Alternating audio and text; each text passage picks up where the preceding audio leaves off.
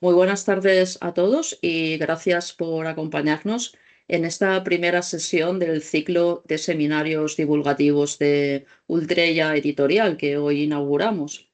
Este ciclo, que se celebrará cada viernes a las 7 de la tarde hasta el 5 de diciembre, nace con el propósito de acercar el conocimiento humanístico al público general, fomentando un diálogo entre la investigación académica y la sociedad. Desde Ultreya Editorial se cree que la cultura, la lengua y la historia deben mantenerse vivas, no solo en los libros, en los textos, sino también en el intercambio y la conversación.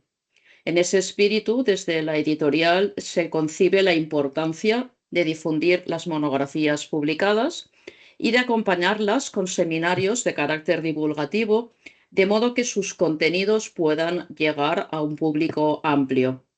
Y es que la edición científica tiene un verdadero sentido social, como no podía ser de otra manera, donde se convierte un espacio de transmisión y diálogo accesible a la sociedad, que transforma el texto en palabra viva. Vamos a iniciar este ciclo con un tema apasionante, que es el de los orígenes de nuestra lengua, a propósito de uno de los libros publicados en Ultreya, del profesor Francisco Marcos Marín. Y en este primer seminario nos acercaremos con una mirada nueva, por tanto, a la lingüística histórica, a la formación del español entre las lenguas románicas y a los procesos que dieron origen a nuestra lengua. Hay que decir que Francisco Marcos Marín es Emeritus Professor de la Universidad de Texas, San Antonio, reconocido internacionalmente como uno de los máximos expertos en lingüística histórica y en los estudios sobre lengua, literatura, pero también humanidades digitales, inteligencia artificial, y creo que no se deja ninguna de las áreas de las humanidades, y en las que es experto en todas ellas. Uno de los pioneros en la creación de las humanidades digitales, que ahora están tan de moda. Nos acompaña también la profesora Carmen Hernández de la Universidad de Valladolid y el profesor Javier Satorre Grau de la Universidad de Valencia, ambos destacados expertos también en lingüística, en los orígenes de las lenguas, en la gramática histórica, etc. En primer lugar, escucharemos al profesor Francisco Marcos Marín, autor de este libro tan novedoso, y después intervendrán Javier Satorre, en este orden, y Carmen Hernández, quienes aportarán sus perspectivas y comentarios sobre la obra y sobre temas centrales que den lugar a un diálogo. Tras estas intervenciones, que serán aproximadamente de unos 15 minutos, dejaremos un turno abierto de debate entre los ponentes, si así lo consideran. Y tenemos que decir también que este seminario, igual que los demás que haremos, los vamos a difundir posteriormente en el canal de YouTube de Ultreya, que se pondrá en marcha en las próximas semanas para que estos seminarios queden siempre accesibles. Gracias, pues, una vez más por acompañarnos en esta inauguración, y comenzamos así el ciclo que quiere ser, ante todo, un puente entre el saber académico y el público, entre la palabra escrita y la palabra divulgada. Gracias, y les dejo con Francisco Marcos Marín. Gracias, cuando quieras. Bueno, pues estoy hablando desde Maryland, en los Estados Unidos, aquí cerca del Distrito Federal de Washington, y por lo tanto pues hay una, digamos, diferencia horaria con España que no nos impide la comunicación, afortunadamente, pero que puede hacer que alguna expresión que digamos en un sitio o en otro tenga alguna variación horaria. Lo aclaro para que se entienda. El libro con el que empezamos estos seminarios, Dominio y lenguas en el Mediterráneo occidental hasta los inicios del español, es un libro que se plantea desde su inicio una revisión de este periodo pre-orígenes, es decir, este periodo inicial de la lengua española, desde una perspectiva distinta de la habitual. normalmente o tradicionalmente se ha considerado la historia de la lengua española como un avance desde el norte al sur, la cuña castellana de Menéndez Pidal, en fin, toda una serie de ideas, hoy en día, bueno, más o menos seguidas o sobre las que no vamos a discutir, pero en el planteamiento de este libro la idea fundamental es considerar la situación desde el sur hacia el norte. No porque el español no se originara o el castellano primitivo no se originara en las tierras entre Burgos y La Rioja, sino porque me parece que hay una serie de circunstancias que considerar que de alguna manera van definiendo cuál es la situación en la que se encuentran los hablantes de lenguas derivadas del latín, de lenguas románicas, a finales del siglo IX, principios del siglo X, cuando ya se produce una ruptura clara y documentada de estas lenguas en relación con el latín. Hay algunas cosas también previas. En la primera de las imágenes vamos a ver bueno, en el primer mapa, aquí tenemos este es el célebre mapa del profesor Gómez Moreno sobre las lenguas prerromanas o los pueblos prerromanos, y hay una cosa que nos interesa especialmente destacar.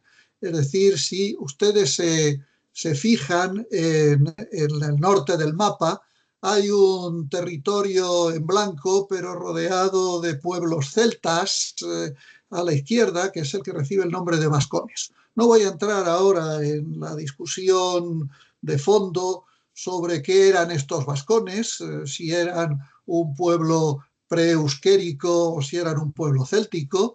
Para mí eran un pueblo céltico y creo que así lo demuestra la arqueología y la toponimia mayor, pero yo sé que hay otros intereses, especialmente los nacionalistas, que discutirían esto y no es cuestión de entrar. Lo que nos interesa destacar de esta zona precisamente es que el vasco actual, es decir, el euskera actual, es el resultado de una invasión de finales del siglo V, principios del siglo VI. Es decir, que el vasco actual no es la continuación de ninguna lengua hablada en esta zona antes de los romanos. No es una lengua prerromana. Esto es algo ya sabido y admitido. La única discusión, como digo, es si antes de ese vasco actual había una lengua preeuskérica o había otro tipo de lenguas, una lengua indoeuropea como sería el celta. No me puedo entretener más en esta cuestión, pero como vamos a tocar el problema de los vascos del siglo finales del siglo V, principios del siglo VI, en los orígenes del español, conviene tenerlo en cuenta y tener en cuenta este mapa. Vamos a pasar ahora al segundo, en donde lo que nos encontramos es con algo mucho más interesante para la evolución posterior.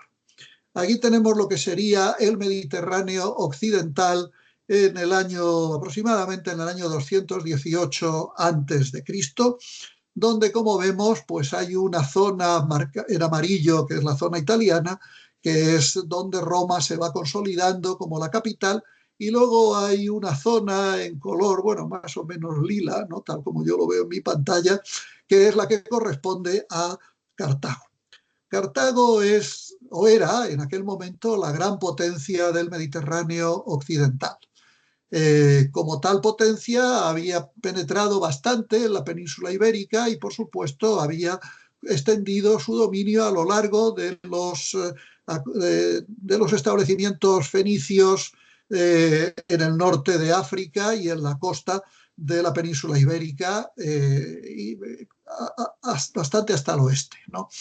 Los fenicios o púnicos, fenicio o púnico es la misma palabra, son dos maneras distintas de pronunciarla, según las lenguas de las que se tome, tenían una influencia que cada vez vamos viendo más clara, cada vez sabemos más sobre la presencia fenicia en esta región, y se encontraron con que le surgió un poderoso enemigo que fue Roma.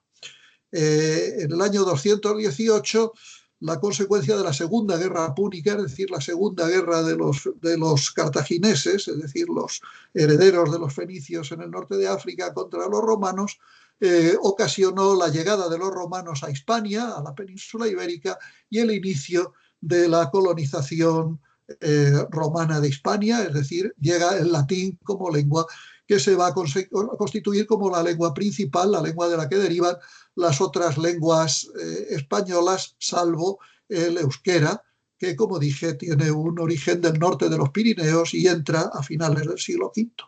Pero catalán, gallego-portugués, castellano, las otras variantes, astur-leonés, aragonés, en fin, navarro, todos los dialectos que queramos considerar históricamente o presente, son derivados del latín, y esta llegada del latín se produce como consecuencia de la guerra con Cartago en el año 218 a.C., a partir de ese momento.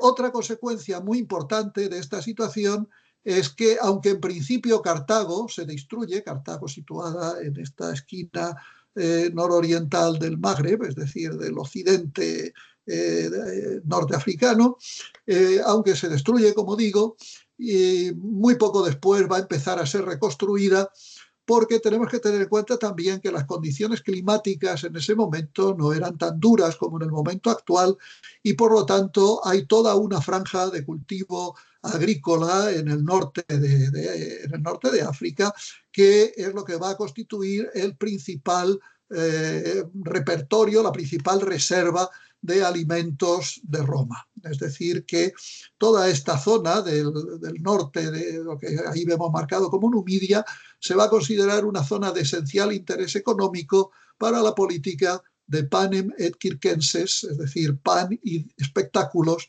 que es lo que permite entretener a la plebe y mantener el negocio político romano durante los años de la República y posteriormente del Imperio. Esto es muy importante porque este es un factor que no se ha tenido en cuenta hasta época muy reciente.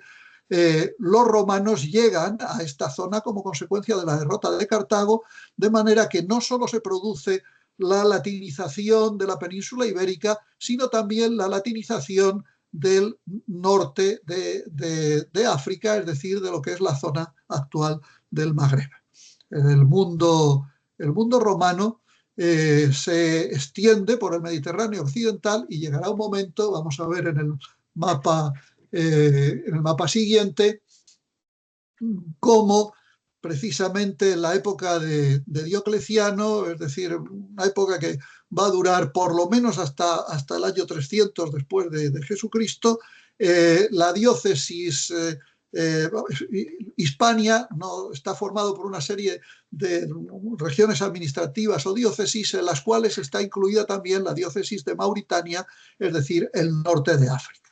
Esta es una división del Imperio Romano en donde, como vemos, esto indica que hay una presencia, una fuerte presencia de la lengua latina también en el norte de África, y que tenemos perfectamente documentada en muchísimos lugares, en Tetuán, en Larache, en Volubilis, es decir, el norte de África, y especialmente esta zona del noroeste africano, es decir, de parte del actual Marruecos, es una zona que administrativamente está vinculada a Hispania, es decir, está vinculada a la península ibérica como, digamos, parte del Imperio Romano, parte de Roma.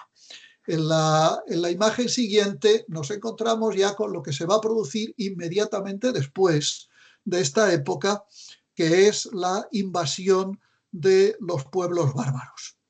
Los pueblos bárbaros, aquí tenemos esta línea de los visigodos desde el Mar Negro a lo largo del imperio, que van entrando muy lentamente, entran por Italia, y cuando llegan a establecerse en la Galia, porque se habla mucho del reino visigodo de la península ibérica, pero realmente el reino visigodo donde se establece es en el sur de Francia, es decir, en esa parte que en principio también, como veremos después en otro mapa, formó parte de lo que era Cataluña hasta época relativamente reciente, cuando se incorporó a Francia, se perdió el dominio español sobre esa zona. Pero los visigodos que se establecen ahí, cuando llegan, han hecho un recorrido de muchísimos años por el imperio y llegan, por lo tanto, totalmente latinizados. De manera que los visigodos lo que hablan es latín. Los vándalos, que como vemos arrancan de este centro de Europa, también tienen un largo recorrido por el imperio y conquistan el norte de África hasta Cartago, se establecen en Cartago y, y van a provocar, que es lo que nos importa, la guerra del imperio de Oriente contra ellos, es decir, la victoria del imperio oriental. El imperio romano se había dividido en dos partes, como vemos aquí, la parte verde y la otra parte en beige, ¿no? En otro color diferente. Pero la parte occidental había sido ocupada por los pueblos bárbaros, mientras que la parte oriental se mantuvo unida y es la que ocupó el norte de África. Lo tenemos en la imagen siguiente, que nos va a ayudar a entender cuál es la situación a finales del siglo VI. A finales del siglo VI de Jesucristo, como vemos, hay todo una gran parte del Mediterráneo que depende del Imperio bizantino. Los bizantinos incluso han conseguido colocarse en Italia después de los godos, ¿no? Y entonces y por supuesto han derrotado a los vándalos en el norte de África y tienen toda una línea que llega hasta la ciudad de Ceuta en el norte de África, una línea que necesitamos excavar y estudiar arqueológicamente un poco mejor, pero que se extiende hacia el oeste, en donde enlaza con su situación en la península ibérica. Pero una cosa que tenemos que tener en cuenta es que este imperio bizantino no tiene como lengua administrativa el griego, desde luego no lo tiene en la parte occidental del imperio, sino el latín. Es decir, aunque el griego es una lengua de cultura, una lengua de uso general en el este del Mediterráneo, en el oeste del Mediterráneo la lengua desde luego era el latín y por lo tanto tenemos que pensar que en toda esta zona, es decir, toda esta zona norte más toda esta zona que no dominan los bizantinos pero que había sido colonizada por los romanos previamente, la lengua era el latín. Y de hecho, pues tenemos toda una serie de testimonios de lo que se llama el afrorománico, es decir, las lenguas románicas derivadas del latín en el norte de África, que por supuesto se perdieron inmediatamente después, se perdieron a finales del siglo VII y sobre todo principios del siglo VIII, lo vemos en la imagen siguiente, cuando se produce en la imagen siguiente, perdón, en esta imagen primero tenemos lo que sería el mundo visigodo cuando en el pequeño periodo en el que expulsan a los bizantinos de esta zona que hemos visto marcada antes en el sureste del mapa, como vemos la ciudad de Ceuta, llamada Septa, entonces pertenecía al imperio, pertenecía al reino visigodo, es decir, era una ciudad visigoda. Recuerden ustedes toda la historia que vendrá después de don Julián, que era el gobernador de Ceuta, que es el que permitiría la entrada de los sarracenos en la península ibérica en el 711. Pero esto es así, y lo único que le señalaba ya anteriormente es que esta zona de Septimania era la zona de los visigodos y la zona además donde los visigodos tenían originariamente su capital y de donde se habían movido hacia la península ibérica para guerrear contra los vándalos, contra los suevos, contra los alanos, es decir, contra los pueblos bárbaros que habían ocupado partes de la península ibérica como aliados de los romanos. Es decir, los visigodos habían hecho todo esto como aliados de los romanos y luego, posteriormente, cuando ya termina el Imperio Romano de Occidente, pues se establecen en toda la península ibérica, derrotan a los bizantinos, es decir, al Imperio Oriental, conservan Ceuta y permanecen en esta zona durante un periodo de tiempo muy pequeño. Es decir, la influencia de los visigodos sobre toda la península ibérica y sobre la ciudad de Ceuta es una influencia muy limitada en el tiempo, de menos de 100 años, ¿no? Es decir, los 100 años anteriores al 711, más o menos, ¿no?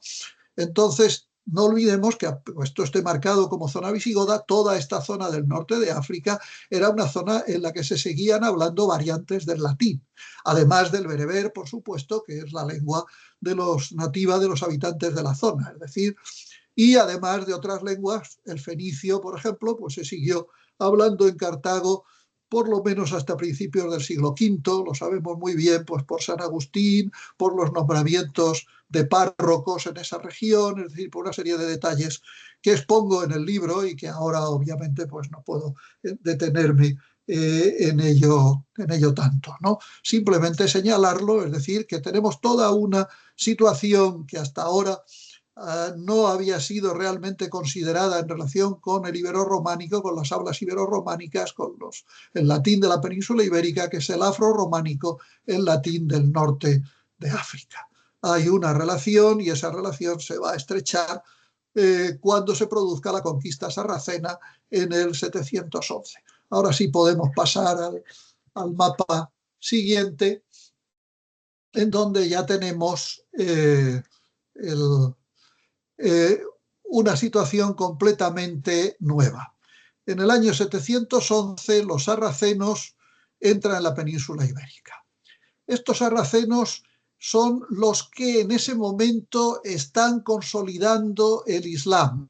Esto también hay que tenerlo en cuenta, es decir, el Corán no es un libro que fuera escrito por Mahoma, el profeta musulmán, sino es un libro que se compone a partir de textos que se van recogiendo y que se van editando en la época de los omeyas, es decir, a finales del siglo VII.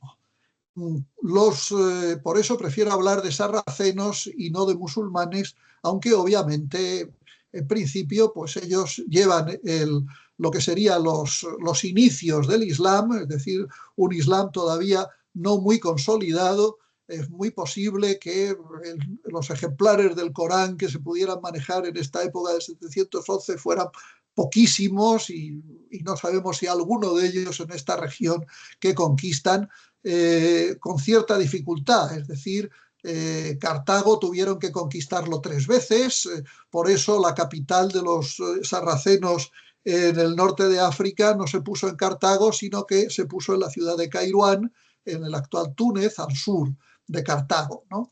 Y desde allí pues es donde se lanzan donde se prepara esta invasión de la península ibérica, que en principio pues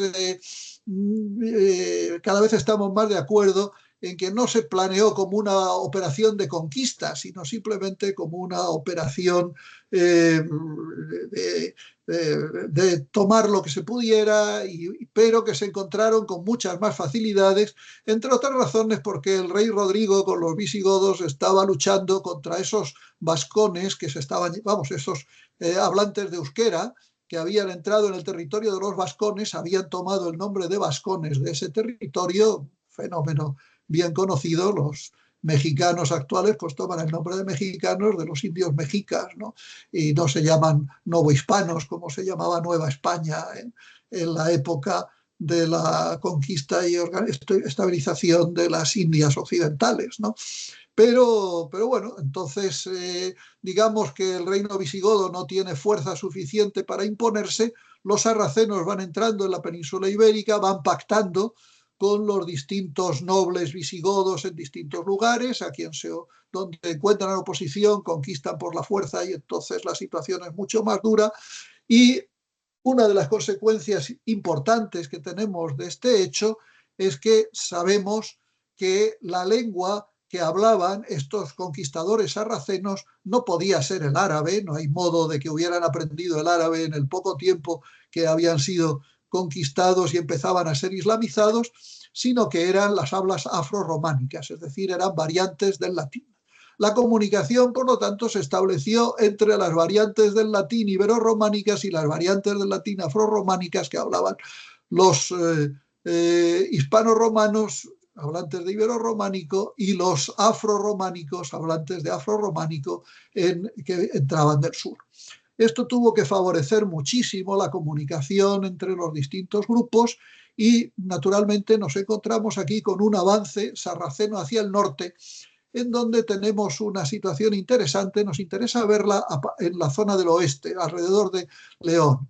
Esta zona fue una zona ocupada por los sarracenos durante un periodo muy corto, desde el 711 al 756. Es decir, en esta zona, que es la zona del Valle del Duero, es donde los sarracenos, cuando llegan a este norte, que ahora veremos exactamente dónde llegan, se encuentran, en los desfiladeros de Pancorbo, se encuentran con que los vascones, los hablantes de euskera que han conquistado ese territorio a sus primitivos habitantes, pues les impiden el paso hacia el norte.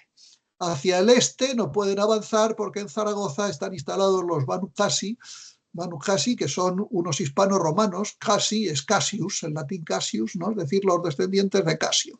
Y entonces la única opción que les queda es extenderse por el Valle del Duero hasta Occidente. Allí se van a encontrar después, cortados por el avance de los Astur leoneses gallegos, ¿no? Que van recuperando estas zonas y van avanzando, como digo, hasta 756. Esta zona, en donde en principio teníamos la tesis o las tesis de despoblación, hoy en día las tesis de despoblación no son precisamente las tesis dominantes. Aquí hubo una población que se mantuvo, una población ibero-románica y una población afro-románica que se estableció. Esa población afro-románica que se estableció en esta zona, cuando se produjo el avance de los cristianos, posiblemente en buena parte se quedó en el territorio, es decir, no se fue hacia el sur. Estamos viendo, desgraciadamente, la vida actual nos muestra muchas situaciones de ese tipo. Si pensamos, por ejemplo, en algo tan terrible como Gaza, nos damos cuenta de que los habitantes de Gaza no se han ido de su sitio. Precisamente ha habido tantísimos muertos porque no se habían ido, sino que se han quedado allí, porque la gente no se va de sus casas fácilmente. Entonces, en esta zona es una zona de contacto entre afro-románico, ibero-románico, y en esta zona del norte de Burgos y La Rioja, que es donde sabemos, donde tenemos esos testimonios primitivos, ¿no?, de la formación del castellano, lo que se produce es un encuentro de los vascones, de los vascos, que se están romanizando rápidamente, porque claro, estos conquistadores que hablan vasco se encuentran con estos vascones que lo que hablaban era latín o ibero-románico, es decir, descendientes del latín, ¿no? Y entonces se produce esa latinización de los vascos, vamos a llamarlos así con su nuevo nombre, en esa zona, ¿no? Se produce la llegada de los afrorománicos y se produce el mantenimiento de los ibero-románicos en este lugar. Es decir, que hay un cruce de afrorománico, ibero-románico y vasco-románico en ese lugar precisamente, que es lo que hace que el castellano tenga unas características especiales en sus diferentes dialectos, porque no pensemos que el castellano era un solo dialecto. Había un castellano riojano, un castellano burgalés, es decir, o un riojano, un burgalés, y preferimos eliminarlo del castellano, del mismo modo que había también un navarro o que había un leonés y un astur-leonés en la zona occidental, ¿no? Es decir, estas hablas se dividen en multitud de dialectos que poco a poco se irán unificando en épocas posteriores. Y ahora pues podemos pasar a la zona, es decir, aquí en este mapa tienen ustedes, en el mapa de España tienen la localización de la provincia de Burgos y la zona específica de la Bureba. Recuerden que al oriente de esa zona es donde está La Rioja. En esta zona es donde se produce ese contacto que nos demuestra la toponimia, es decir, la toponimia mantiene una base románica a pesar de su arabización o su intento de arabización, porque es una zona que será reconquistada relativamente pronto y por lo tanto una zona de establecimiento de este ibero-románico que iba a convertirse en castellano y posteriormente a partir del siglo XV en el español. ¿Qué tipo de, qué situación o qué características puede tener esta lengua? En la imagen siguiente nos encontramos ya con que tenemos voy a hablar solamente del vocalismo rápidamente. Tenemos dos rasgos principales en este castellano. Arriba he puesto la evolución del afrorrománico simplemente por tenerla ahí, porque se vea que en el afrorrománico también evoluciona hacia 5 vocales, ¿no?, que será la evolución final del ibero-románico, pero el ibero-románico no evoluciona inmediatamente a 5 vocales, sino que en primer lugar evoluciona a 7 vocales, es decir, diferencia una E abierta de una E cerrada o una O abierta de una O cerrada. Esto es fundamental porque además esa E abierta y esa O abierta van a diptongar y se producirá, por lo tanto, una situación en la cual convivirán la variante E abierta como variante combinatoria con los diptongos ye, ya, o la variante O abierta como variante combinatoria con los diptongos wa, we, wo. Es decir, que nos encontraremos con que los hablantes a veces decían porta, a veces decían puerta, a veces decían puerta y a veces decían puerta. Y se entendían perfectamente porque O, wa, we, o eran variantes combinatorias de la O abierta. En la E ocurría exactamente igual, es decir, habría quien diría perna, quien diría pierna y quien diría pierna, y se entendían igual porque eran variantes combinatorias de la E abierta. Este es un fenómeno que nos ayuda a entender naturalmente las rimas en O de textos muy tradicionales como el Cantar de Miocid, a pesar de que la conservación en una copia tan tardía del siglo XIV pues ha introducido muchísimas modificaciones por la evolución posterior del castellano. Pero hasta el siglo XIV esta situación se mantuvo, en algunos lugares más que en otros, naturalmente, como siempre ocurre con estas evoluciones fonéticas. Y otro detalle que hay que tener en cuenta también es que esta lengua que se forma procede de una lengua silábicamente cuantitativa, es decir, el latín era una lengua que distinguía por la cantidad de vocales o sílabas largas y sílabas breves. El castellano, como las lenguas ibero-románicas o las lenguas románicas en general, han perdido esta característica y han pasado a una etapa que es la etapa silábico-acentual. Es decir, la etapa silábico-acentual se caracteriza porque las vocales tónicas tienen la misma duración, pero las vocales átonas no. Esto es lo que nos ayudaría a entender, no podemos hablar de ello aquí, pero he hablado y he publicado sobre ello en distintos lugares, nos ayudaría a entender por qué la métrica de los cantares de gesta, es decir, la métrica del cantar de juglaría, es una métrica isoacentual. Es decir, hay que medirla por patrones métrico-musicales en torno a la duración de las vocales átonas y no miden lo mismo las vocales átonas que las vocales tónicas. Perdón, las vocales tónicas es lo que hay que medir, no miden lo mismo las vocales tónicas que las vocales átonas.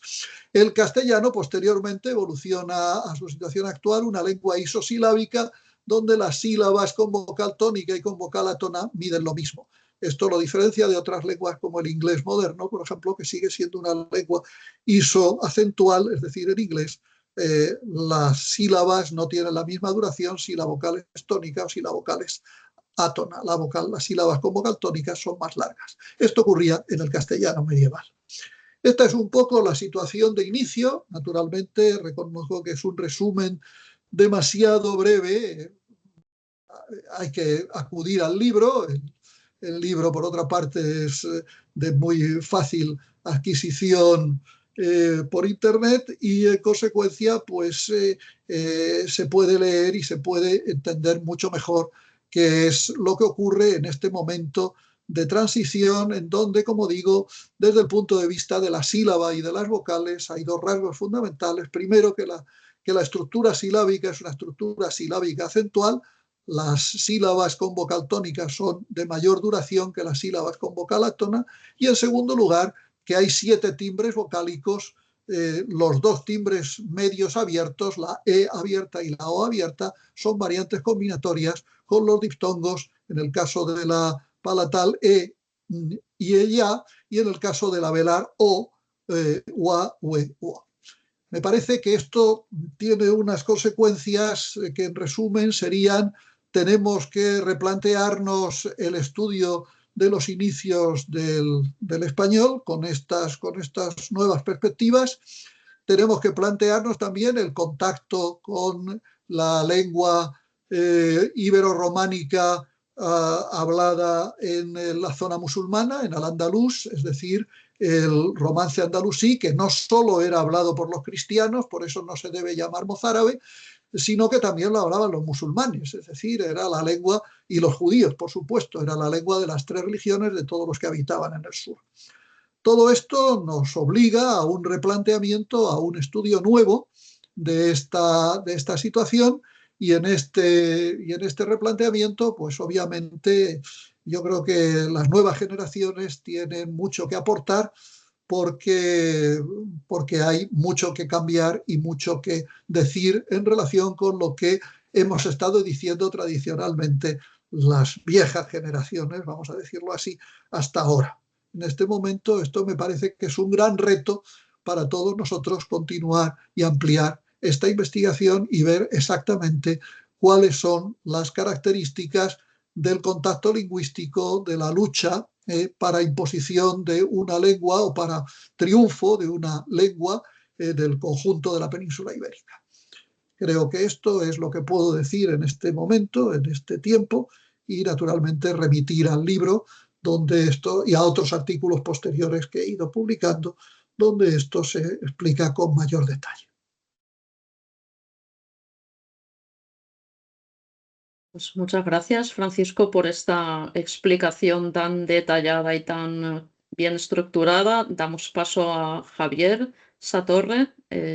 Lo primero que tengo que decir es que el libro del profesor Marcos Marín es de una importancia excepcional para la historia de la lengua española, este libro que tengo en mis manos, porque supone una renovación en el planteamiento, en los mimbres con los que tenemos que hacer esta cesta que es la gramática histórica.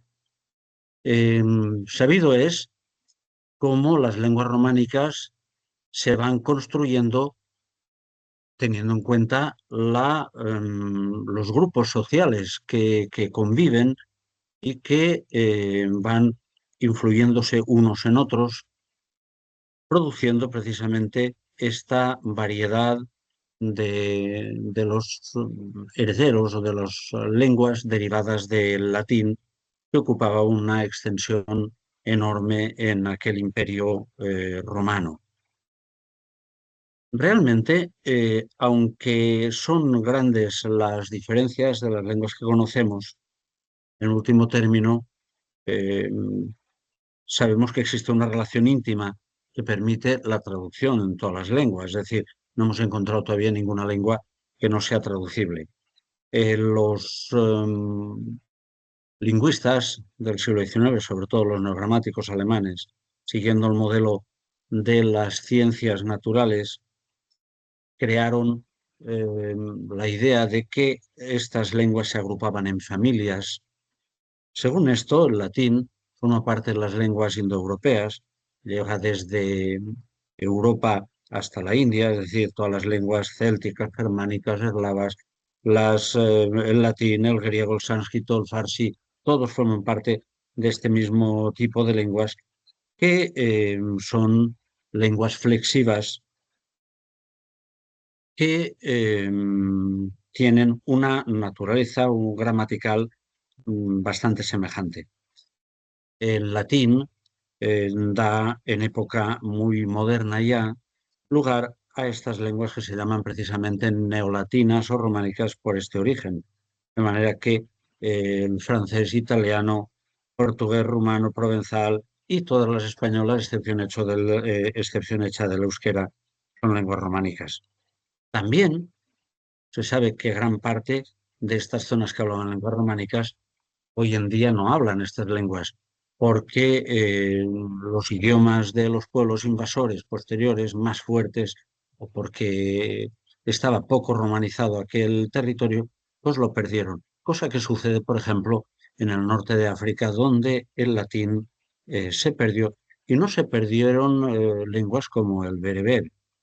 En fin, desconozco el por qué fue esto, pero me da la impresión de que pudo influir en ello el que el latín fuera una lengua hablada en las ciudades, pero que no se hubiera extendido entre la población rural, de manera que cuando se viene la invasión pudo sufrir el ataque de las lenguas de cultura nuevas, como fue el árabe en el sur, pero esto no ocurrió en los campos, que importaban bastante menos a los dominadores, de manera que las lenguas románicas africanas desaparecieron, pero no desapareció el bereber, por ejemplo. El hecho de que el latín se hablaba en el norte de África está documentado, vamos, grandísimos escritores africanos como San Agustín, Tertuliano, San Cipriano de Cartago dan testimonio de ello.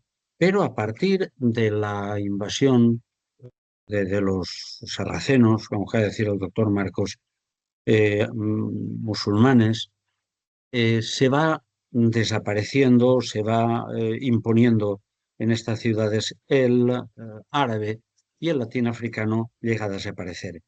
Pero, según nos demuestra en este libro, no había sucedido eso todavía cuando, a principios del siglo VIII, se produce la invasión de los musulmanes a la península ibérica. Es también muy importante el hecho de tener en cuenta la euskaldunización tardía de este norte de la península ibérica. Parece ser, y está cada vez más admitido, que fueron estos pueblos euskeras, posiblemente empujados hacia el sur por los francos, que entraron en la península ibérica, en esta zona donde estaban los vascones, que ocupaba pues la zona de Navarra y de La Rioja, posiblemente con las zonas más orientales de lo que hoy en día sería Álava o Guipúzcoa, y más occidentales de Zaragoza, en toda esta zona. Aquí, cuando ya están, es donde se encontrarán, en el norte subiendo el cauce del Ebro, con los invasores bereberes de lengua románica, como acaba de decir. Esta situación original, en la que se produce la convivencia de los hispanogodos, de los hablantes del romance, de uno de los romances peninsulares, de los invasores musulmanes, de lengua también románica, de los dialectos afrorománicos, y de los vascos, hablantes de euskera, será decisiva para explicar la originalidad de la lengua española. Es un hallazgo fundamental de este libro. De hecho, los estudios de gramática histórica se basaban en libros como Los orígenes del español, libro maravilloso de Menéndez Pidal, pero en los que se tenía en cuenta, sobre todo, la relación o la influencia del vasco sobre el romance. Del árabe se tenía muy poco. Es decir, la diferencia tipológica entre el árabe y el romance es tan grande que es muy difícil que la naturaleza gramatical de una lengua románica se vea afectada por una lengua semítica como es la del árabe. Por eso ha sido muy permeable el castellano a elementos léxicos árabes, muy permeable. Es más, desde época muy temprana, ya en las glosas de La Rioja, emilianense y silenses, aparece misquino, aparece muslemos, que son términos de origen árabe, pero desde el punto de vista gramatical no hay nada. Solamente se me ocurre un rasgo que no deja de llamarme la atención, y es el hecho de que una preposición como hatta, árabe, que a fin de cuentas es un operador, no es un elemento léxico ni es un elemento pronominal, es un elemento puramente gramatical, haya sustituido lo que en latín sería el usque, o Donek, que no han quedado no ha tenido ninguna sucesión, ningún resto, y sin embargo que desde muy pronto el acta, que se repite muchísimas veces en las glosas, eh, haya durado hasta hoy en día. Es decir, este hasta como, pero aparte de eso, realmente es muy difícil que pueda haber aquí. La contribución fundamental que creo que tiene esto y que abre un nuevo camino a la investigación es precisamente el que son tres los grupos sociales que contribuyen a la formación del romance en esta región que dará origen al castellano y no de dos. Es decir, hay que tener en cuenta, evidentemente, los hispanogodos. Hay que tener en cuenta cómo se ha tenido y se suponía que por influjo del vasco el sistema vocálico se había reducido a los 5 timbres, pero es que aquí hay una cosa nueva que nos acaba de comentar el doctor Marcos Marín, que es la influencia de un grupo social que no había sido tenido en cuenta, que es el de estos invasores del sur, de origen africano, pero de lengua románica. La lengua, es decir, la influencia del euskera sobre visigodos estaba vista. La F inicial, por ejemplo, que se había aspirado, en fin, algunas cosas más. Más tarde, lo tendrán en cuenta cuando tengamos ya esta parte del norte cristianizada y se abra sobre todo el Camino de Santiago, la influencia de otros pueblos románicos del norte, como los franceses, además por influencia también de las órdenes monásticas, de Cluny, del Cister, que van trayendo todos estos galicismos, pero en el momento de los orígenes son tres los grupos sociales que hay que tener en cuenta y no simplemente dos como se habían dicho. Se trata, por tanto, de un mérito extraordinario porque abre un camino nuevo para empezar a conocer este periodo de nuestra historia desde unos presupuestos que ofrecen nuevas perspectivas para el estudio de los orígenes de la lengua española. El proceso de arabización y de islamización, de orientalización del Al-Ándalus, como en el libro se indica, fue lento y gradual. Y solamente, calcula el doctor Marcos, que a final del siglo VIII, con el Emirato Omeya, pudo empezar a existir y solo se consolidaría en el siglo X, bastante tarde, con el califato. Es decir, son necesarios 2 siglos para que se arabice la Hispania musulmana, los mismos que necesitan los dialectos del norte en construirse en lenguas románicas. Es decir, aquí un par de siglos, desde el siglo VIII hasta el siglo X, en los que los grupos sociales que conviven van a desarrollar este proceso de formación de lenguas que irán consolidándose, que irán luego teniendo mayor o menor importancia debido a factores históricos. En este libro, Marcos Marín expone la necesidad de tener en cuenta la influencia del afrorománico en su etapa inicial, el influjo que debió tener sobre el romance andalusí, mal llamado mozárabe, como nos acaba de decir, y la importancia en la formación de la lengua que se gestó en esta zona del norte de Burgos, donde confluyen La Rioja con Castilla, con el País Vasco. La falta de documentos dificulta enormemente el conocimiento de los rasgos del afrorrománico. Y aquí, Marcos Marín, que demuestra tener amplios conocimientos históricos y lingüísticos de los pueblos que intervinieron en estas migraciones, que cambiaron la imagen de la península ibérica en los periodos de los orígenes de la lengua, tiene en cuenta fuentes de conocimiento poco usuales en los estudios de este género, como es, por ejemplo, la biología, o como es la numismática, o como es la arqueología. Un trabajo como este solo podía hacerlo un profesor que tuviera unos conocimientos extraordinarios, poco comunes entre los estudiosos de la historia de la lengua, como es el conocimiento del árabe, el conocimiento del hebreo y tener amplios noticias y conocimientos de las lenguas que se hablaban en el norte de África, como el púnico o como el bereber. Solamente así se pueden manejar fuentes a los que no solemos acudir los estudiosos de la lengua española, simplemente porque desconocemos lo que conoce el señor Marcos Marín. Aunque el fin principal es explicar lo sucedido en la península ibérica en el periodo de origen del castellano, el autor de este libro se remonta en su estudio a los tiempos de la caída del Imperio Romano para comprender cabalmente cuál era la situación lingüística en el norte de África cuando se inició la conquista musulmana. Y los hallazgos encontrados en las excavaciones arqueológicas, en las inscripciones acuñadas en las monedas de la época, proporcionan unos datos que emplea para justificar lo que propone en el libro.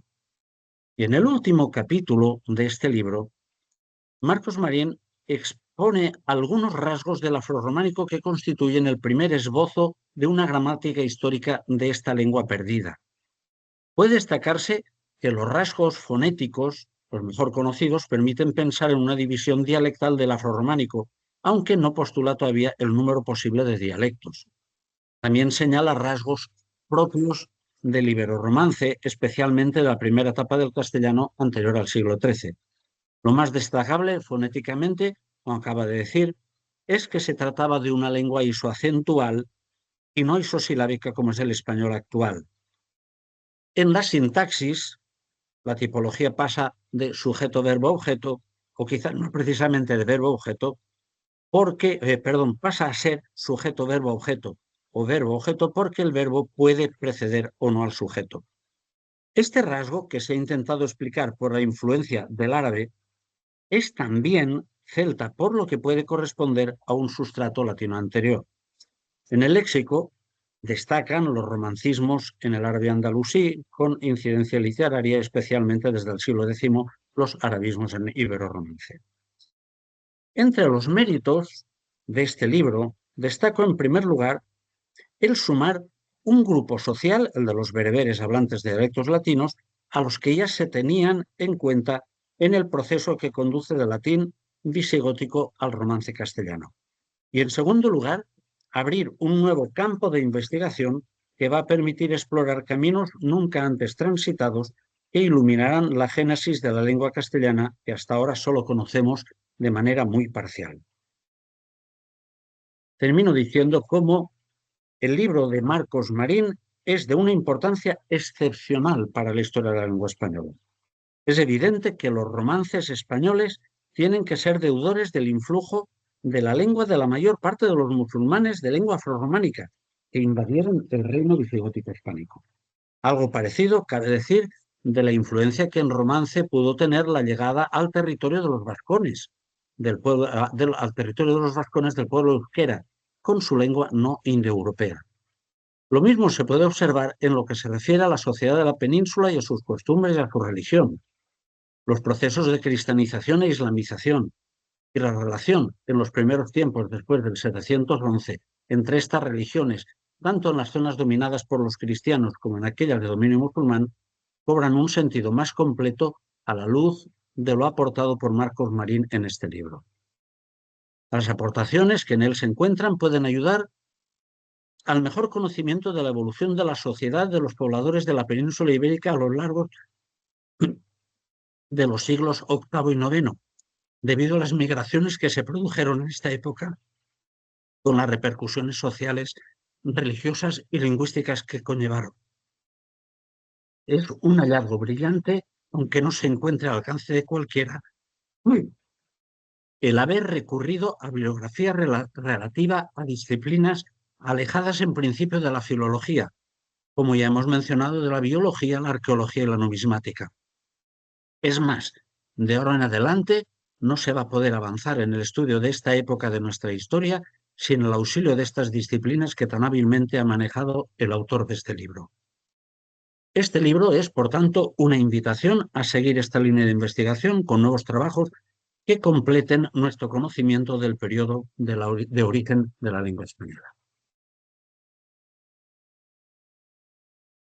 Pues muchas gracias, Javier, por darnos esta visión también de carácter social y de explicarnos esta síntesis de los aspectos novedosos que se pueden encontrar en el libro. Y vamos a continuar con la intervención de profesora Carmen Hernández, que nos va a hablar sobre la tradición e innovación en la investigación lingüística histórica y nos va a dar más luz en estos aspectos. Buenas tardes. En primer lugar, quiero dar las gracias por haberme permitido estar hoy aquí en un momento especialmente importante. Primero, por el magnífico libro que supone, bueno, un poco el motivo de esta reunión y desde el punto de vista humano, pues poder encontrarme de nuevo con personas admiradas y queridas. El estudio histórico de las lenguas supone, como es bien sabido, por un lado, un acercamiento a la historia interna de los hechos gramaticales y por otro, un análisis de los factores ajenos al sistema que condicionan los cambios dentro del mismo. Es decir, para conocer históricamente una lengua necesitaríamos los datos de la diacronía de los hechos gramaticales junto con el conocimiento de los hechos históricos, sociales, económicos, políticos y culturales que determinan el porvenir de un idioma, su expansión o retroceso, su repercusión e influencia en otras lenguas, su destino dentro del propio marco geográfico en el que se desenvuelve, la relación que mantiene con lenguas y dialectos que comparten su propio espacio y las variaciones o cambios en dicha relación. Cuando en el siglo XIX entra en escena la gramática histórica dentro de los estudios lingüísticos, esta ciencia aislaba metodológicamente los problemas que estudiaba de la historia general. De este modo, los hablantes en el seno de cuyas comunidades se fraguaban los cambios lingüísticos no eran tenidos en cuenta por los estudiosos, favoreciendo de este modo una concepción naturalista del idioma. Para la filología española, la figura que supone el abandono de la gramática siglohistórica es Ramón Benédez Pidal, que ya en su edición del Cantar del Cid supera las concepciones neogramáticas y aúna los hechos lingüísticos y culturales. Pero será en sus orígenes del español donde encontremos, además del elaborado y concienzudo estudio de esta etapa histórica de nuestra lengua, la introducción progresiva de elementos culturales en el estudio de los hechos lingüísticos y la aplicación de técnicas nuevas en la investigación filológica, como es la geografía léxica. En el Centro de Estudios Históricos de Madrid se da de forma definitiva una nueva orientación en la investigación histórica. Será la unión de los enfoques interno y externo la forma de elaborar los trabajos de la historia lingüística y, por lo tanto, en los estudios lingüísticos tienen cada vez más cabida los hechos culturales. Con su historia de la lengua española, Rafael Lapesa marca un novedoso rumbo para los estudios históricos del español. Los fenómenos lingüísticos se exponen en su evolución, pero se producen cortes a lo largo de ella, de modo que se limitan así etapas en las que es posible estudiar la relación de los hechos lingüísticos con los hechos culturales dentro de una perspectiva integradora. Él mismo dice: si queremos superar la insuficiencia de la gramática histórica para hacer auténtica historia lingüística, hay que aunar los enfoques llamados interno y externo.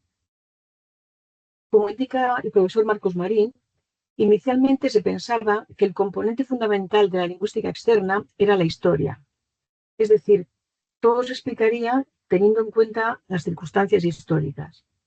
Pero como bien ha demostrado, la historia se fue ampliando a otras ciencias relacionadas con ella. La numismática, por la información lingüística que nos suministran las monedas, la antropología y la etnología, dado que los que utilizan las lenguas son hombres que se integran en comunidades, el derecho, la literatura y toda la producción científica, porque todas ellas se basan en la lengua y también en ella se modifican. La arqueología, que puede aportar información relacionada con pueblos diferentes y sus lenguas. Como ejemplo de ello, permítanme que me refiera, para justificar la importancia de todo lo que implica esta historia lingüística externa en la investigación histórica en general, Me quiero referir a un caso en concreto que forma parte de mis afanes cotidianos de estudio, de investigación, que es el judío español.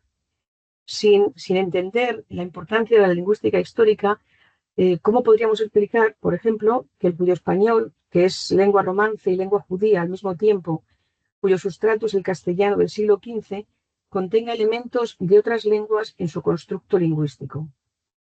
Junto a los rasgos mayoritariamente castellanos, hay otros de lenguas ibéricas, leonesismos, aragonesismos, occidentalismos, catalanismos, que se explican todos ellos por el complejo panorama lingüístico peninsular en el momento de la diáspora primaria sefardí. Además, hay un stratum considerable de lenguas no ibéricas, elementos hebreos y arameos asociados fundamentalmente a aspectos de su religión, rasgos de las lenguas con las que comparte o compartió espacio geográfico, turco, griego, lenguas eslavas del sur, árabe y otros elementos posteriores que se deben a cuestiones de educación y cultura, como son el francés y el italiano, porque la red de escuelas europeas fundadas en el Imperio Otomano, como la institución judío-francesa, la Alianza Israelita Universal y las escuelas italianas Dante Alighieri, desbaratan el sistema tradicional de enseñanza en lengua sefardí en el que se vertían los elementos culturales y religiosos del mundo judío. Este contacto con la lengua y la cultura occidentales tuvo consecuencias importantes. Por un lado, una enorme evolución en el sistema lingüístico judío-español, muy influenciado por el francés y el italiano. La pérdida del gusto por la lectura de las obras clásicas en lengua sefardí, prefiriendo las escritas en lengua francesa o italiana, con el consiguiente relegamiento del judío español a la esfera de la comunicación familiar y el nacimiento de nuevos géneros literarios, los llamados adoptados, como el periodismo, el teatro, la novela o la poesía de autor. Más recientemente, Penny, apoyándose en los modernos avances de la sociolingüística en general y de la teoría de contacto de dialectos y la de redes sociales en particular, ha mostrado cómo las innovaciones que separan al castellano u otra variedad hispánica y al judío español pueden explicarse a partir del cambio de las redes sociales como consecuencia de la expulsión. Por efecto de esta ruptura de redes sociales, se da una situación que propicia los cambios lingüísticos, las innovaciones. Abundantes variantes lingüísticas que experimentan una selección en función de factores demográficos, de factores de prominencia, de simplicidad o de nivelación. Todo ello fue un elemento determinante para que en la colonia lingüística que se dio originariamente en las comunidades sefardíes se generalizase en rasgos no castellanos. Al margen de los diferentes orígenes de los exiliados, a las pocas décadas se consolidó una colonia en todo el ámbito sefardí del Oriente Mediterráneo. Las diferencias dialectales son de aparición más tardía, a partir de la ruptura de la uniformidad cultural y lingüística del Imperio Otomano, que conduce a desarrollos divergentes de las hablas sefardíes y al contacto con otras lenguas cuyo influjo acusara. Sin duda, con este importante texto del profesor Marcos Marín, del que acaba de dar cumplida cuenta el profesor Satorre, con este texto se abre un innovador camino para la investigación en lingüística histórica en general y de forma particular en lo que se refiere a los orígenes del español. A los datos que nos proporciona la lingüística se unen los argumentos relacionados con la arqueología, la ciencia de las religiones, la sociología histórica, la historiografía, la etnografía, la numismática, la biología, la geografía, la música. Esta erudita y rica conjunción de elementos obliga a observar con nuevos ojos, con una mirada diferente, los acontecimientos, los hechos y cambios culturales, los movimientos migratorios de los pueblos, las relaciones entre los hablantes y sus lenguas, los fenómenos sociales. Es decir, un cambio radical en la consideración de la historia de la península ibérica y en la Edad Media. Ahora sabemos que para los futuros estudios diacrónicos de la lengua española en la etapa anterior al siglo XIII es necesario tener en cuenta la interacción y el romance andalusí, el afrorrománico, vasco-románico e ibero-románico en los inicios de nuestra lengua. Se abren, pues, nuevas líneas muy importantes de investigación, entre otras, todo lo que se refiere a lo que ya se ha nombrado por parte del propio profesor Marcos Marín y el profesor Satorre, a la existencia de 7 vocales del español medieval, con los diptongos como variantes combinatorias de las vocales abiertas tónicas. La estructura silábica ispoacentual y no isosilábica al menos hasta el siglo XII, con su repercusión en el estudio del mester de juglaría y su estructura músico-silábica. Es decir, esto nos conduce inevitablemente a la necesidad de volver a replantearnos la fonología histórica. Y, como no, una vía de investigación que tiene que ver con las relaciones entre el romance andalusí y los demás romances ibéricos y africanos. Con este texto del profesor Marcos Marín se da un paso adelante en la investigación histórica de la lengua española. Es complicado trazar la situación lingüística peninsular del momento en que se produjo la invasión musulmana para explicar los inicios de las lenguas romances ibero-románicas y conocer nuevos datos acerca de otras lenguas no romances como el vasco. Saber qué lenguas hablaban los invasores de la península ibérica, y saber que el árabe y la lengua afrorománica la hablaban, explica el posible entendimiento entre ellos y los habitantes peninsulares. Claro, esto es un dato novedoso e interesante, o incluso noticias que me han sorprendido notablemente, como el hecho de que el árabe fuera incluso lengua litúrgica de los cristianos. Una cosa tremendamente novedosa. Las líneas de investigación que se abren con este texto son muchas y apasionantes, y en su desarrollo se dan cita la tradición en la investigación lingüística histórica con una evidente línea innovadora que supone aglutinar los datos emanados de diferentes ciencias al margen de las puramente lingüísticas. El reto no es fácil, porque, como muy bien indicaba el profesor Satorre, para llevar a cabo estudios de este tipo es imprescindible, junto a una sólida formación filológica, poseer amplios conocimientos de todas las ciencias ya nombradas que aportan datos imprescindibles para dar cuenta de lo que sucede en el devenir histórico de las lenguas. Y parece demostrado que todos estos conocimientos los tiene el profesor Marcos Marín y en su texto nos lo demuestra. Gracias por este regalo, este libro tan importante dentro de los estudios filológicos, tan importante dentro de todo lo que supone esta etapa de la historia de la lengua tan complicada, tan hermosa, y que gracias a este libro nos resulta más enriquecedora y muchísimo más cercana en aspectos distintos. Gracias. Pues gracias a los 3 expertos. Es el momento, si ustedes quieren o vosotros queréis interactuar, pero más allá de que interactuéis, yo también os diría que para todas aquellas personas que luego escuchen este vídeo, cada uno de vosotros les podáis dar 2 breves pinceladas a modo de síntesis de qué tienen que tener en cuenta cuando comiencen a entender o a pensar en los orígenes del español, qué es lo que hay detrás, lingüística interna, choque de culturas, es decir, aspectos sintéticos para que alguien diga, vale, en el origen de la lengua tengo que pensar en estos aspectos más allá de Menéndez Pidal, ¿de acuerdo? Entonces les dejo a ustedes que interactúen un poco y encomiendo también esta pequeña tarea de síntesis, ¿verdad? Bueno, pues vamos a seguir el orden inicial, ¿no? En primer lugar, me gustaría matizar algo.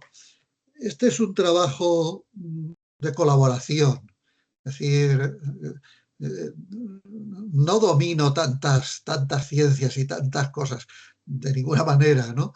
Simplemente soy una persona que se ha apoyado mucho en personas con conocimientos amplios de los temas que he tratado y que, bueno, pues he dedicado horas, tiempo a estudiar y a desarrollar estas aportaciones que he ido solicitando, pues, de distintas fuentes o de distintos especialistas en las distintas ciencias, ¿no?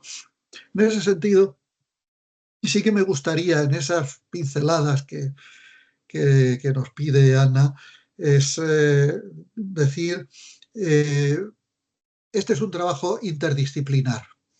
Por lo tanto, quien se plantee decir, pues voy a seguir en esta línea o voy a investigar algo en esta línea, conviene que cuando se plantee qué es lo que va a tomar de esta línea o qué es lo que va a desarrollar, que piense en quiénes le pueden ayudar en los distintos campos que se han mencionado, desde la biología, la etnología, la numismática, la historia o la arqueología, ¿no?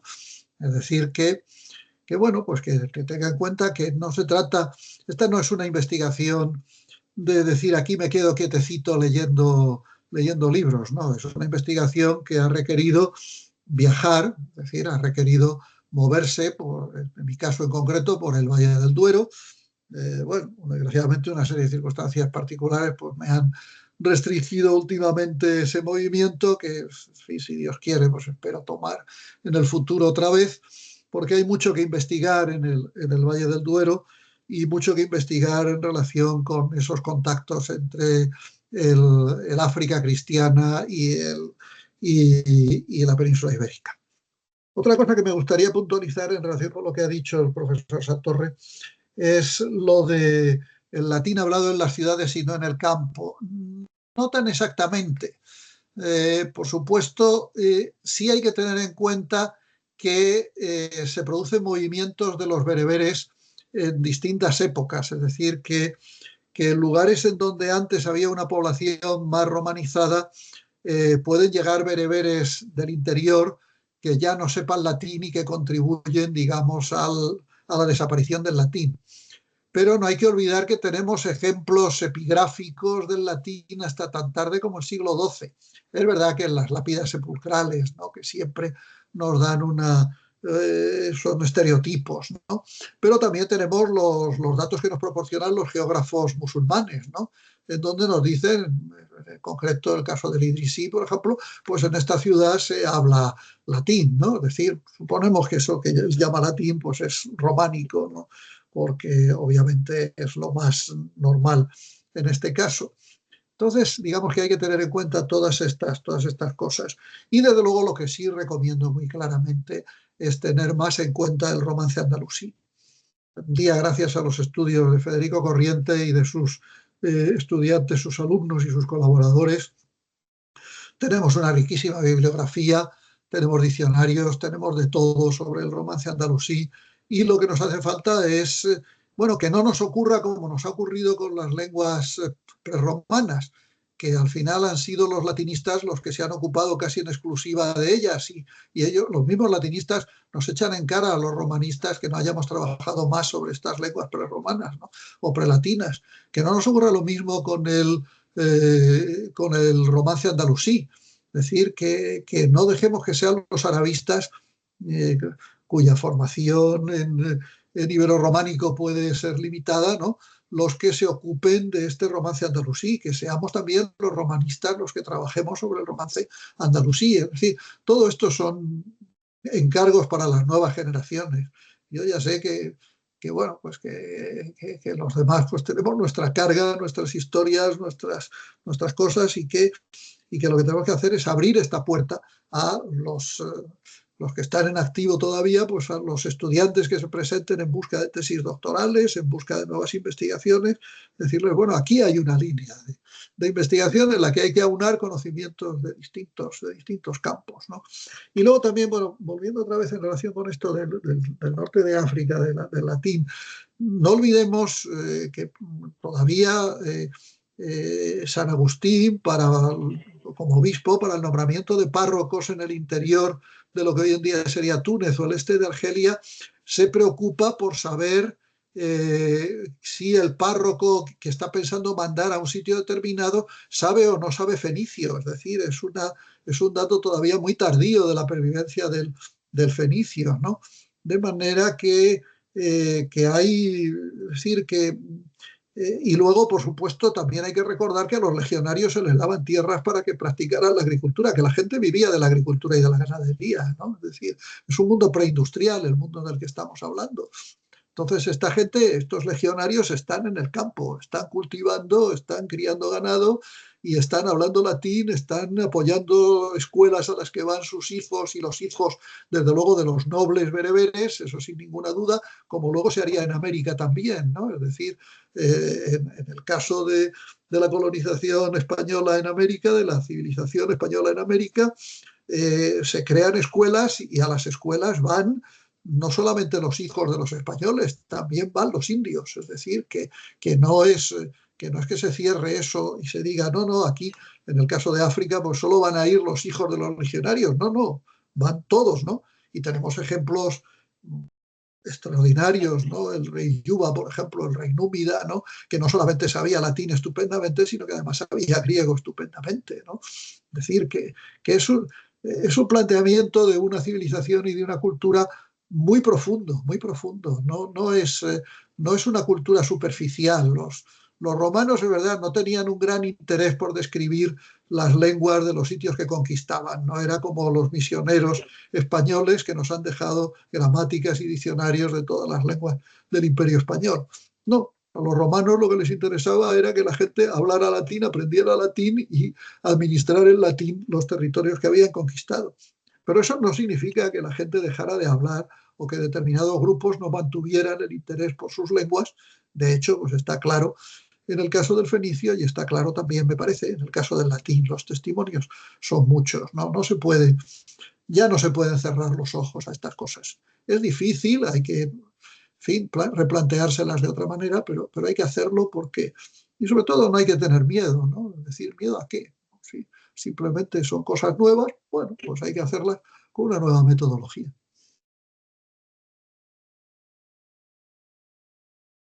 ¿Alguna otra aportación, Javier? Sí, no, no, precisamente, quiero decir, acepto lo que dice el doctor Marcos Marín relativo a lo del, si se hablaban las ciudades. El pensamiento mío era, o por lo menos el fundamento, lo que sucedió justamente en Hispanoamérica, cuando en el momento de la independencia realmente era muy poca la cantidad de español que se hablaba allí. Porque ¿dónde se hablaba? En las ciudades, en los lugares de cultura, mientras que los poblados de los indígenas seguían con sus lenguas autóctonas, y fue realmente el gobierno de los nuevos países independientes los que necesitaron que la lengua se impusiera a todos para que se respetaran las leyes para lo que fuera. Por la hispanización de lingüística de América se produjo después de la independencia. ¿Por qué se hablaba en las ciudades? Pues porque ahí estaba el gobierno, porque ahí estaban las universidades, porque ahí estaban las escuelas, pues ahí estaba tal. Eso es simplemente lo que he pensado que pudiera pasar, y que una colonización, es una propuesta, que decir, simplemente por este fundamento de una invasión, tendría mucho más interés en dominar los centros de poder que no los ámbitos rurales o los ámbitos del campo allá a saber dónde, que les tenía no era estratégicamente importante. De manera que es más fácil la pérdida de esa lengua de las ciudades que no la lengua de las aldeas, de los pueblos o de las tribus que estuvieran más alejados. Por eso, vamos, yo no conozco, el doctor Marcos lo conoce directamente, la eliminación del español en las zonas antiguamente vamos, pertenecientes a España en los Estados Unidos de ahora. Pues supongo que será más rápida y más importante en los ámbitos urbanos que en los ámbitos rurales, donde a lo mejor los hablantes de español durarían más. Eso sí que lo ignoro, lo desconozco, estoy hablando sin ningún tipo de conocimiento, pero puede, por ser ámbitos de poder, por ser ámbitos de influencia, y donde tienen más importancia la implantación de una lengua. Por otra parte, me preocupa, ¿no? Cuando estamos queriendo descubrir cómo era el origen de la lengua, nos basamos, porque no tenemos otro medio, en testimonios escritos. Los testimonios escritos eh, muchas veces son copias de copias de copias. En esas copias pueden haberse producido cambios, errores, deturpaciones, todo lo que pudiera ser. De manera que pues siempre estamos jugando en fin, no estirar a parado, sino que son propuestas que pueden ser verdad, que pueden no ser verdad, pero si queremos decir cómo era la gramática de ese español, perdón, de ese romance primitivo que dará origen al castellano. Tenemos que ceñirnos a lo que tenemos. En este sentido, cuantos más datos tengamos, mejor. Y en ese sentido, el tener este aporte del del romance africano, que hasta ahora no contábamos con él, nos hace falta, evidentemente, más datos sobre cómo era eso, para ver cómo de la confluencia del romance visigótico, del euskera, del romance africano, puede salir lo que de ahí salió. En los momentos, ya digo, de orígenes. De ahí la importancia de verdad fundamental que veo yo que tiene el libro este y, en fin, tendría que ser de obligatoria lectura por lo menos para todos los que estuvieran interesados en la historia del español de esta época de orígenes. Bueno, yo no soy muy partidario de obligar a nadie a nada y mucho menos a leer. No, pero es que el que no lo lea tendrá una ignorancia No, que le hará... pero muchas gracias, ¿no? Muchas gracias por... No. De todas maneras, claro, siempre decir, bueno, no vamos a entrar ahora en el problema del español de los Estados Unidos, que es otra historia. Pues claro, el español de Estados Unidos sí, efectivamente, sí hay una pervivencia de uso del español en el campo durante un tiempo, en algunos estados como Nuevo México, por ejemplo. Este es otro campo interesantísimo, muy enriquecedor, pero hay que darse cuenta, quizá lo que sí habría que señalar es que exactamente igual que en el mundo bereber se produce una segunda migración de bereberes hacia la costa desde el interior, en el caso del español de los Estados Unidos también se produce una segunda migración de hablantes de español no solo desde México, sino desde El Salvador, desde Centroamérica, desde el Caribe, hacia los Estados Unidos, con un español que sustituye el español originariamente hablado por los descendientes de los colonizadores. Es decir, que de la colonización conservamos algunos restos, es decir, los isleños, los adaes, en fin, 3 o 4 sitios bastante bien estudiados, no por Lipski y por otras personas, pero luego sobre eso se superpone toda una emigración enorme, masiva, que lleva a las nuevas variantes y en un contexto además ya de civilización distinta, porque ya estamos en el mundo industrial, no es el mundo agrícola originario, ¿no?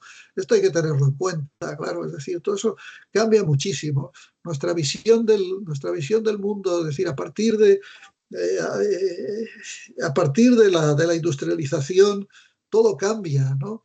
Sí, tenemos que recordar que todavía a principios del siglo XX el 90%, y todavía hoy en muchos lugares del mundo, el 90% del esfuerzo humano se dedica a procurar comida. Entonces se dedicaba, ¿no? Ahora, en nuestra sociedad, para nosotros mismos, es decir, nosotros pensamos en qué gastamos nuestro sueldo, no gastamos el 90% de nuestro sueldo en comer, mucho menos. Gastamos mucho más en la vivienda, en internet, en la casa, en la electricidad, en el agua, en toda esta serie de cosas, que en la comida. La comida forma una parte muy pequeña de nuestra vida. Pero en estas épocas la comida era lo fundamental. No solo la comida de los humanos, también la comida de los animales. Claro está. Es decir, cuando se producen las variaciones climáticas a principios del siglo XIII, el cambio, en fin, la llegada de ese frente frío, ese cambio climático, produce unos resultados terribles, ¿no?, sobre la vida de las poblaciones, porque claro, la gente se había acostumbrado a un tiempo predecible. Podían sembrar y hacer las cosas bien para los animales y para las personas. A partir del momento, cuando llega esa época fría, el clima deja de ser predecible. Y entonces, ¿por qué se abandona Groenlandia, por ejemplo? Los vikingos estaban establecidos en Groenlandia, pero lo abandonan porque no pueden. ¿Y por qué no llegan a América? Porque el hielo les impide avanzar con el frente frío. Es decir, entonces se quedan ahí. Pero sabemos perfectamente, porque lo tenemos documentado, cómo tenían que sacar al ganado, a las vacas en brazos después del invierno, porque las habían tenido estabuladas durante todo el invierno porque hacía tantísimo frío que no podían estar fuera porque se morían. Y claro, ya no tenían fuerza, las tenían que sacar en brazos. Claro, por eso abandonan Groenlandia, ¿no? Es decir, que esto es así, es decir, todo eso, es decir, estamos hablando desde una civilización como la nuestra, que es una civilización súper desarrollada, para nosotros, claro está, dentro de 200 años sabe Dios lo que pensarán, pero estamos hablando de un mundo completamente diferente, un mundo en donde, completamente diferente, pero en donde curiosamente la gente se movía mucho. Es decir, iban mucho de un lado para otro, iban en carretas, andando, en burro, a caballo, en camello, lo que fuera, pero se movía muchísimo. Y no hay más que ver todos los viajeros que hay que iban, que hacían la peregrinación a la Meca, sí, pero que tardaban años, se pasaban años recorriendo el mundo islámico, enseñando en los distintos sitios, estudiando, aprendiendo, o la gente que venía a las peregrinaciones a Santiago, ¿no? Es decir, es todo un mundo totalmente diferente, una estructura vital muy distinta, y una estructura vital bueno, pues que se debe estudiar de una manera nueva, ¿no? Con estos nuevos datos y con estas nuevas aportaciones. Me parece un gran reto para las generaciones jóvenes. Eso entra en relación también, Carmen, con lo que decías de estudiar la lingüística externa y no solo desde la perspectiva histórica, sino como hace el profesor Marcos Marín también en el libro, desde estas disciplinas de carácter diferente, ¿no? La numismática, la arqueología, la religión. ¿Qué les dirías también a estas jóvenes generaciones o a estas personas que escuchen este seminario respecto a estas aportaciones que nos hace la lingüística externa al origen de la lengua? Bueno, yo creo que el profesor Marcos Marín lo demuestra en el libro, que no hace falta nada más que leerlo para saber que esos conocimientos que no son estrictamente de la lingüística interna, sino de todo lo que lo rodea a la lengua, son fundamentales para entender el hecho lingüístico. Sin todo eso, las cosas dentro del sistema cambiarían, sin ninguna duda. Sería otra cosa distinta. Pero no hace falta nada más que acercarse al libro. Agradezco muchísimo este libro porque a mí me ha encantado. Es verdad que hay que leerlo con calma, ¿eh? Es decir, que se lee muy bien, es súper interesante, pero hay apartados densos, ¿eh? Porque evidentemente el profesor Marcos Marín es un sabio y nosotros, por lo menos yo, en absoluto, intento seguir aprendiendo como esta tarde, tanto de profesor Marcos Marín como de profesor Satorre, como es evidente. Sí, de los tres hemos aprendido todos. Os agradezco mucho vuestra intervención. Creo que quienes escucharán el seminario también lo harán y espero que no sea el último libro que nos dé el profesor Marcos Marín sobre este tema y que podamos seguir haciendo seminarios de este tipo que sin duda creo que son muy necesarios, ¿no? Para que la sociedad y para que los jóvenes investigadores conozcan más estos orígenes de la lengua. Gracias y nos emplazamos a la semana que viene con otro seminario divulgativo. En esta ocasión será para los que nos sigan sobre la muerte, la experiencia de la enseñanza de la vida y de la muerte en la época medieval, las artes moriendi, etc. Gracias a todos por vuestra intervención. Nos vemos.